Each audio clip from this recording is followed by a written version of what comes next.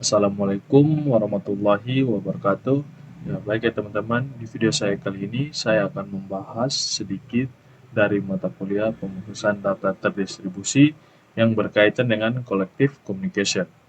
Untuk collective communication sendiri merupakan proyek lanjutan dari point-to-point message phishing yang telah kita bangun pada proyek kita sebelumnya. Di sini, untuk video saya kali ini, saya akan membahas sedikit tentang konsep dasar collective communication, kriteria collective communication, dan juga saya telah membangun 3 program untuk menjalankan collective communication ini sendiri, yang akan kita bersama-sama cek hasil outputnya bersama-sama. Tapi untuk lebih kita masuk kepada program dan outputnya, di sini kita akan membahas sedikit tentang konsep dasar dan juga kriterianya. Yang pertama di sini kita akan membahas tentang konsep dasarnya dulu. Untuk konsep dasarnya sendiri, komunikasi yang melibatkan sekumpulan data berdasarkan proses merupakan sebuah kolektif. Jadi, semua proses komunikator dikumpul di dalam kolektif ini. Jadi, untuk semua prosesnya di dalam komunikator. Untuk program yang bisa kita gunakan di sini ada 3 teman-teman. Ada 3 program. Yang pertama di situ ada broadcast, ada scatters, dan juga ada gather atau data distribusi. Ya. Untuk kriterianya pada collective communication ini sendiri, untuk collective communication tidak akan menggunakan point-to-point communication dan sebaliknya. Jadi di sini kita akan menggunakan collective communication saja teman-teman. Jadi kita tidak menggunakan point-to-point-nya. Ya, untuk kriteria yang selanjutnya di sini ada untuk semua prosesnya harus memanggil rutin kolektifnya ya teman-teman. Jadi dia memanggil satu sama lain untuk rutin kolektifnya. Tetapi untuk skill sinkronisasinya juga kita tidak menjamin karena kita menggunakan barrier ya teman-teman. Kalau kita menggunakan barrier atau MPI barrier itu baru kita bisa menjamin untuk sinkronisasinya karena dia terurut. Dia panggil berdasarkan prosesor yang telah diselesaikan terlebih dahulu. Dan di sini juga tidak ada komunikasi kolektif yang non-blocking dan tidak ada tag. Setelah itu kita masuk ini buffer harus menerima ukuran yang sama persis. Ya, untuk untuk collective communication sendiri itu dia lebih lambat daripada MPI barrier yang telah kita pakai di sebelumnya teman-teman. Nah, langsung saja di sini kita masuk pada penjelasan skripnya. Berikut tadi adalah dasar-dasar tentang collective communication yang akan kita bahas berikutnya. Di sini untuk yang bahasa yang pertama ada broadcastnya. Ya, untuk studio.h dan include MPI.h, di sini kita mendeklarasikan header yang diperlukan untuk memanggil fungsi MPI dan juga fungsi standar untuk studio.h atau input atau output pada program yang akan kita jalankan. Kita masuk pada yang berikut ada inMind. Mungkin kita agak perbesar sedikit. Nah, untuk inMind itu sendiri kita merupakan mendefinisikan fungsi utamanya yaitu main dengan 2 argumen yaitu integer args untuk jumlah argumen baris perintah dan juga argfetch untuk daftar argumen baris perintah.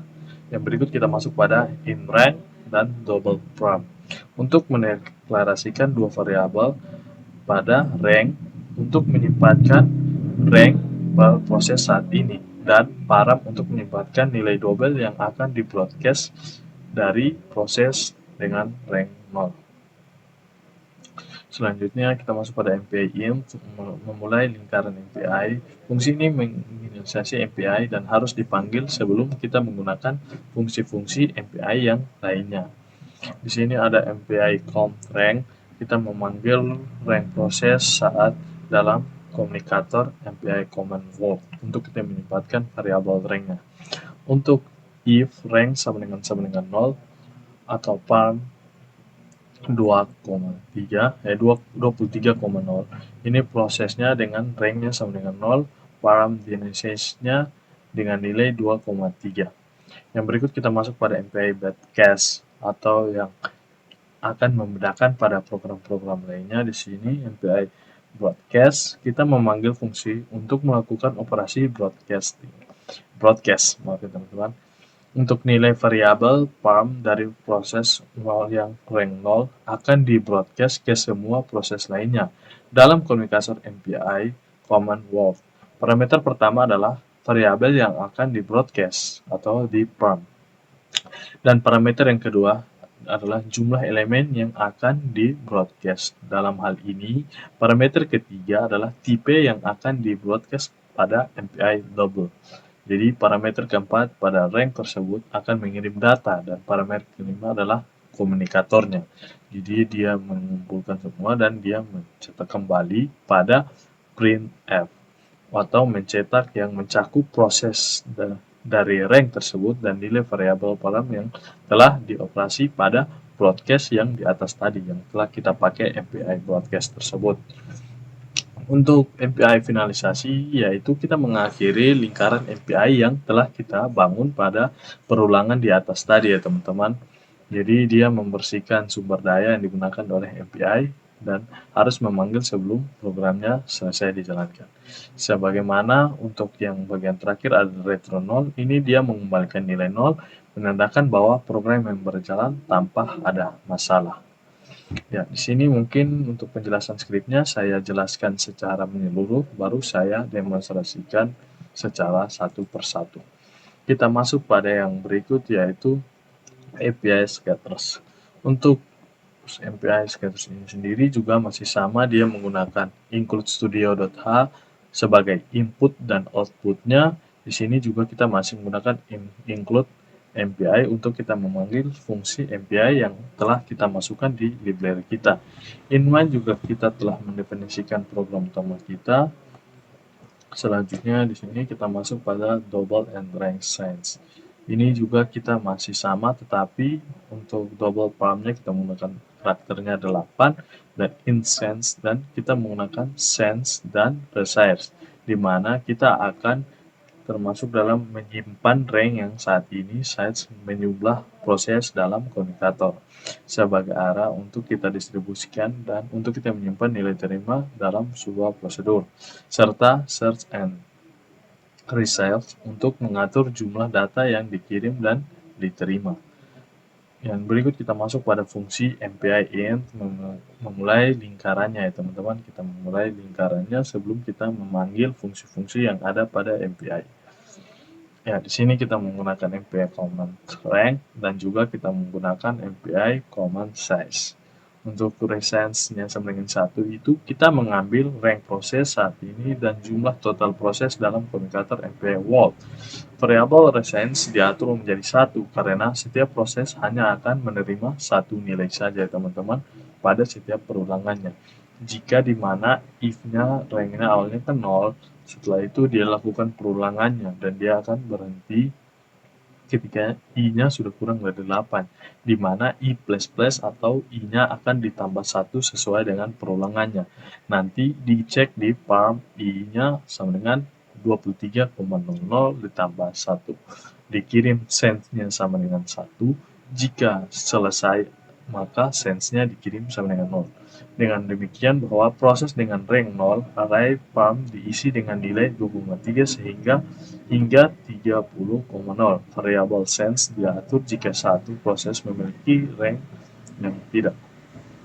Setelah perulangannya terpenuhi, maka dia akan masuk kepada inti yang membedakan, yaitu pada MPI scatter, yang dimana kita memanggil fungsi MPI scatters untuk mendistribusikan data di array parm di setiap proses. Parameter pertama adalah alamat array sumber parm, dan parameter kedua adalah jumlah data yang akan dikirim oleh proses routing atau sense. Parameter ketiga, data yang dikirim adalah MPI double, dan parameter yang keempat adalah alamat variabel penerima and main. Dan juga parameter yang kelima adalah jumlah data yang diterima oleh setiap proses, atau dia meresigns, dia menerima. Jadi setelah di parm dan dikirim, lalu dia di resigns, diterima. Dan parameter yang keenam adalah tipe data MPI double. Parameter yang ketujuh adalah rank-nya sama dengan proses rank rootnya sama dengan 0. Untuk parameter yang ke-8 itu adalah parameter MPI komunikatornya itu sendiri, teman-teman. Di sini juga ada perulangannya yang dimasukkan sesuai dengan jumlah size pada program kita. Dia mencetak main garing rank main sesuai dengan banyaknya main yang diinputkan. Di sini juga menggunakan MPI barrier. Jadi setiap proses melakukan perulangan untuk mencetak nilai yang diterima. Pada setiap iterasi, proses dengan rank sesuai dengan mencetak nilai mining. Untuk fungsi MPI barrier digunakan untuk memastikan bahwa semua proses menyelesaikan operator scatter sebelum melanjutkan ke tahap selanjutnya. Jadi dia memastikan bahwa setiap prosesnya sudah setelah selesai, baru dia melanjutkan pada eksekusi prosesor rank yang selanjutnya. Untuk MPI finalisasi itu sendiri sama seperti yang sebelumnya, yaitu dia mengakhiri lingkaran MPI yang sedang berjalan. Dan dia juga harus memanggil MPI sebelum program diselesaikan. Untuk retro 0 juga sama seperti biasanya, dia mengembalikan nilai 0 dan menandakan bahwa program berjalan tanpa ada masalah. Yang berikut kita masuk pada program yang ketiga, masih sama di sini. Awalnya dia menggunakan include studio.h sebagai input dan output pada saat mencetak dan berinputan. Di sini juga kita masih menggunakan MPI. Kita panggil fungsi include MPI untuk kita memanggil MPI yang ada pada library kita. In main itu sendiri juga sama, kita mendefinisikan halaman main utama kita. Tapi di sini untuk double parm-nya kita sudah menggunakan 16, kita juga masih menggunakan integer variable send and results. Dia menerima dan mengirim. Ya, mungkin sekian dari pendeclaration integer kita. Di sini kita juga menggunakan MPI comment rank dan juga MPI comment size, yang dimana untuk send sama dengan 1, main 23,0 plus rank, and results menerima sama dengan 1. Menetapkan nilai send dan results masing-masing menjadi 1 karena setiap proses akan mengirim dan menerima 1 nilai saja. Untuk MPI gather sendiri mempunyai fungsi gather untuk mengumpulkan data dari semua proses dalam komunikator. Yang parameter pertamanya adalah alamat yang akan dikirim, and mine. Yang parameter yang berikut adalah data yang dikirim oleh setiap prosesor atau sense. Yang parameter yang ketiga adalah MPI double, parameter adalah tipe yang dikirim. Parameter yang keempat adalah jumlah array yang penerimanya. Parameter yang kelima adalah jumlah yang diterima oleh semua prosesor atau sense. Yang berikut ada parameter yang keenam, ada tipe data yang diterima yaitu double yang tadi dikirim dari depan tadi. Untuk parameter yang ketujuh adalah ranknya sama dengan 7. Dan parameter ke-8 adalah komunikator, yang dimana menjadi objek kita dalam membangun komunikator. Untuk perulangannya di sini dimana ranknya sama dengan 7, i-nya dimulai dari 0, dan i dia akan batas sesuai size-nya, i-nya akan ditambah 1 sesuai dengan langkah-langkahnya atau i++. Di sini dia akan print pi parm, dia akan mencetak nilai parm dan rank-nya serta dengan proses rank ke-7, dan nilai-nilai dikumpul dan disimpan dalam array. Proses ini mencetak nilai tersebut membangun dalam loop for and print. Untuk MPI finalisasi yaitu sama seperti biasanya, mengakhiri lingkaran MPI. Fungsi ini membersihkan sumber daya yang digunakan oleh MPI. Untuk retro 0, di mana kita mengembalikan nilai 0 menandakan bahwa proses berjalan telah selesai. Ya, mungkin itu sedikit berkelasan. Iya, mungkin itu sedikit berkaitan dengan penjelasan saya mengenai communication kolektif. Ya, mungkin itu sedikit merupakan penjelasan singkat dari collective communication dan penjelasan tentang script yang akan kita demonstrasikan selanjutnya. Di sini saya akan mendemonstrasikan programnya mulai dari broadcast, dan juga gather. Ya, baik ya teman-teman, di sini kita akan running project kita. Ya, kita ketikkan saja cmd lalu kita buka untuk run as Sini kita berikan saja ya untuk kita menerima, kita cd garing untuk kita kembali ke folder awalnya. Sini langsung saja kita masuk kepada folder untuk kita running projectnya teman-teman. Untuk alamatnya di sini kita masuk sesuai dengan halaman kerja kita masing-masing. Sini untuk project saya simpan di user garing nama laptop saya digaring dengan saya menyimpannya di desktop.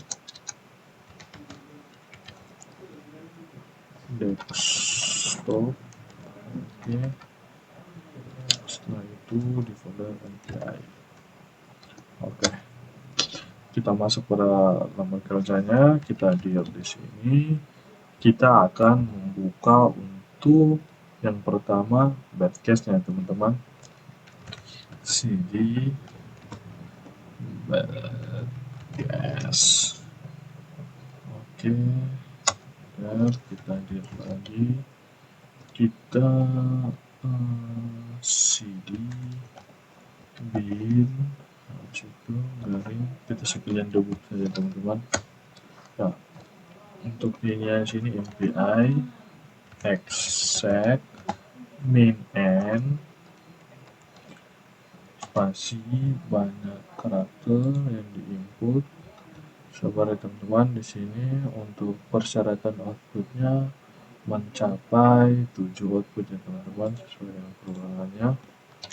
Min n 7 min local only dengan nama file badcast. Kita enter. Jadi ya teman-teman, untuk program pertama kita aman, tidak ada masalah. Kita masuk pada program kita yang kedua. Ya, ini kita menggunakan nama yang sama saja karena kita masih di folder yang sama. Setelah itu di sini kita masuk pada nama yang berikut, yaitu scatters. Oke, lupa berikan cd di teman-teman ya. Untuk memasuk dalam sebuah folder pada cmd, ketikkan baris perintah cd ya teman-teman. Ini sudah masuk, maaf saya salah ketik tadi, saya lupa menambahkan cd di depan. Nah, untuk outputnya berjumlah 8 ya teman-teman. Di sini karena baris perintah sebelumnya sudah ketik-ketik, jadi kita menduplikasikan dengan yang sebelumnya. Lalu di sini kita memakai yang sebelumnya saja teman-teman. Kita menghapus nama foldernya saja. Nah, ini kita ganti dengan yang 7 kita ganti dengan 8. Ini nama filenya di sini kita ganti dengan scatters untuk program kita yang kedua. Scatters. Oke. Nah, untuk program yang kedua juga berjalan. Kita masuk ke program yang ketiga. Oke, atau program yang terakhir. Untuk alamatnya juga masih sama, jadi kita search saja ya yang alamat folder awalnya. Di sini kita ganti untuk folder kerja kita ganti dengan gather untuk yang terakhir ya teman-teman. Lupa tambah cd lagi, sorry teman-teman, cd gather. Oke, setelah itu kita masuk dalam folder bin dan kita debug. Lalu kita ketikkan mpi.exec min, kita sesuaikan dengan outputnya. Di sini dia meminta untuk 2, 4, 6, 8. Oke, di sini dia meminta untuk 7 min local only untuk yang gather. Oke, berhasil juga ya teman-teman untuk program ketiganya. Untuk hasil runningnya, ketiga program ini berjalan ya teman-teman. Untuk program yang pertama pada broadcast, program kedua pada scatters, dan program yang ketiga pada gathers. Mungkin sekian saja dari video saya kali ini yang membahas tentang collective communication, lanjutan dari point to point. Dari saya sekian dan terima kasih. Assalamualaikum warahmatullahi wabarakatuh.